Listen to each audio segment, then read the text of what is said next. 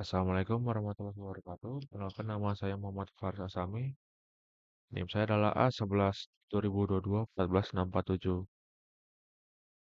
Di sini saya akan menjelaskan tentang klasifikasi objek kecelakaan dan tidak kecelakaan pada citra menggunakan machine learning dan computer vision yang menggunakan metode convolutional neural networks atau bisa disebut CNN. Eh, saya Di sini data citra saya mendapatkannya dari berbagai tempat yang telah saya kunjungi yang berada di Semarang. Di sini saya mengumpulkan dua data yaitu data tentang kemacetan dan tidak kemacetan. Dari kedua data tersebut dapat memprediksi akan terjadi kecelakaan atau tidak terjadi kecelakaan. Ini adalah contoh sampel data yang telah saya kumpulkan. Ini juga yang ini adalah sampel kecelakaan dan ini adalah sampel tidak kecelakaan. Eh, Karakteristik citra yang telah saya kumpulkan terdapat untuk yang sampel kecelakaan itu terdapat banyak sekali kendaraan yang terdapat di lalu lintas umum. Untuk sampel data kedua itu tidak kecelakaan, hanya terdapat sedikit kendaraan yang terdapat di lalu lintas umum. Lalu distribusi kelas. Saya menjumlahkan semua data dari kedua jenis data yang telah saya kumpulkan dan membuat gambaran untuk mendistribusikan kelas. Apa tantangan yang saya alami ketika em, mengambil data tersebut?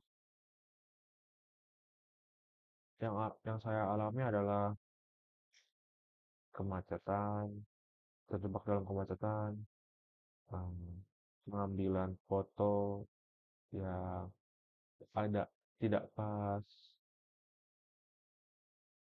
posisinya juga tidak pas, pencahayaan yang kurang, dan lain-lainnya. Lalu yang kedua ada pra pempro- pra pemrosesan. Di sini saya sudah memperlihatkan struktur folder data dari pohon data saya, yaitu dalam folder data ada kecelakaan dan tidak kecelakaan. Jadi di sini ada ikon dan dalam sini adalah subfoldernya.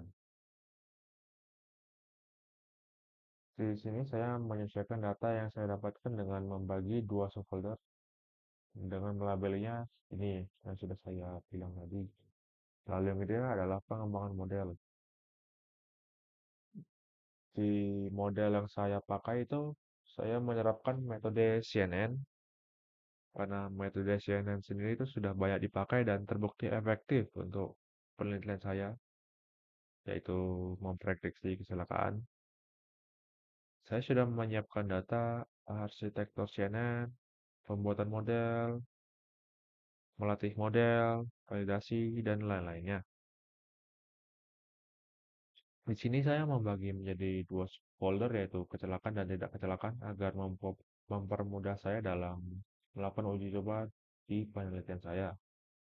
Lalu memakai model yang menggunakan CNN, menggunakan bahasa pemrograman Python yang sudah saya pakaikan library seperti TensorFlow Keras, Scalar Matrix, Matplotlib, dan NumPy. Lalu saya melatih model saya dengan dataset yang telah saya bagi dan berikan untuk mengidentifikasi pola yang berkaitan dengan kelas objek. Lalu saya memvalidasi model, lalu saya melakukan iterasi pelatihan, yang dimana itu dilatih terus-menerus agar model saya semakin akurat, lalu melakukan penyimpanan model. Lalu ada implementasi metode CNN. Ini adalah source code yang telah saya copy dari VS Code ke sini. Ini adalah metode penerapan model CNN dan ini adalah untuk melatih model yang saya gunakan. Ini adalah source code penuhnya yang saya dapatkan dari seorang. Ini sudah saya jelaskan library apa saja yang saya gunakan. Lalu ini untuk konfigurasi TensorFlow yang dimana itu perannya akan memakai GPU. Lalu ada path ke directory dataset yang saya punya. Lalu ini untuk membuat image data generator yang tadi ini. Lalu ada validasi generator. Lalu ini adalah metode CNN yang sudah saya terapkan di codingan ini. Lalu ini untuk melatih model yang saya pakai. Lalu ini adalah untuk plot akurasi dan loss. Ini untuk memprediksinya. Ini untuk evaluasi performa model. Untuk memberikan prediksinya dan tambahan output kelas yang akan diprediksi. Di sini juga dalam melatih model terdapat epoch yang saya gunakan adalah 10. Ini untuk diulang-ulang sebanyak 10 kali modelnya dalam pelatihannya. Lalu uji coba dan evaluasi performa. Ini adalah hasil yang saya dapatkan ketika merun codingan Python yang telah saya pakai, menunjukkan prediksinya sini.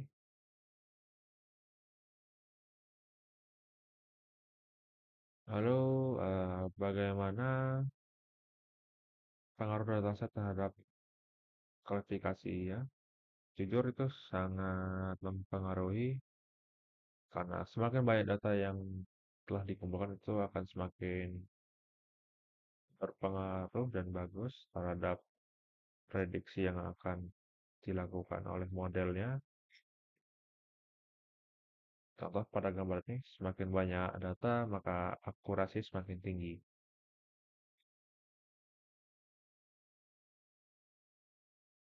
Lalu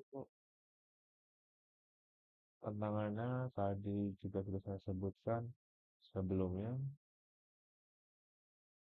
Lalu dalam teknik pra-proses saya membagi ini di dua subfolder yaitu folder kecelakaan dan folder tidak kecelakaan.